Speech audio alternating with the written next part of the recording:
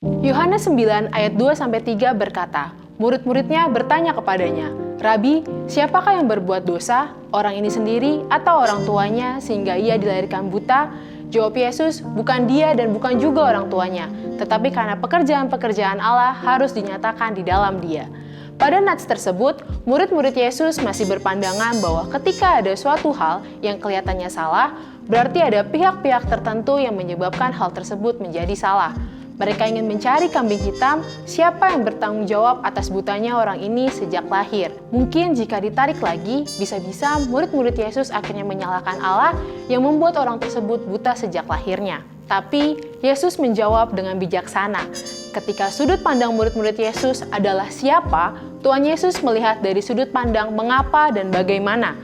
Yesus menjawab bahwa bukan dia yang berdosa dan juga bukan orang tuanya yang berdosa sehingga orang tersebut buta sejak lahir. Yesus mengatakan bahwa melalui orang buta tersebut, pekerjaan Allah telah dinyatakan dalam dirinya.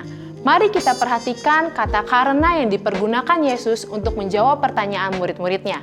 Yesus tidak melihat suatu permasalahan sebagai ajang untuk saling menyalahkan, tetapi Yesus melihat suatu permasalahan sebagai kesempatan untuk melakukan pekerjaan Allah. Ketika murid-murid Yesus hanya sibuk mendiskusikan siapa yang salah, Tuhan Yesus datang untuk memberi solusi, yaitu menyembuhkan orang buta tersebut. Sama halnya dengan yang dilakukan Yudas kepada Yesus. Yesus tahu mengenai apa yang akan terjadi kepadanya, tetapi Yesus tidak langsung menyalahkan, mengusir, bahkan menghukum Yudas. Karena Yesus tahu bahwa dia harus menggenapi firman Allah, yaitu mati di kayu salib untuk menebus dosa manusia. Demikian juga kita. Mungkin ada di antara kita yang suka mencari-cari kesalahan orang lain, atau suka membicarakan kejadian buruk yang dialami oleh orang lain, bahkan mungkin di antara sesama jemaat. Tapi kita seharusnya belajar dari teladan Tuhan Yesus untuk tidak pernah menyalahkan orang lain, tetapi langsung bertindak dan dengan demikian memuliakan nama Tuhan. Kita harus berusaha mengerjakan pekerjaan-pekerjaan yang Tuhan mau, selagi masih ada kesempatan bagi kita.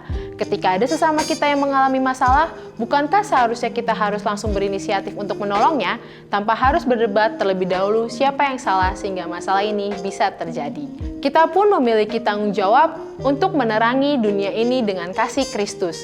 Kalau kita adalah terang dunia, tentunya kita harus belajar untuk memiliki sudut pandang mengapa dan bagaimana seperti Tuhan Yesus, bukan siapa seperti sudut pandang murid-murid Tuhan. Tujuan kita yang utama sebagai terang dunia adalah agar terang kita bercahaya di depan orang, supaya mereka melihat perbuatan kita yang baik dan memuliakan Bapa yang di surga.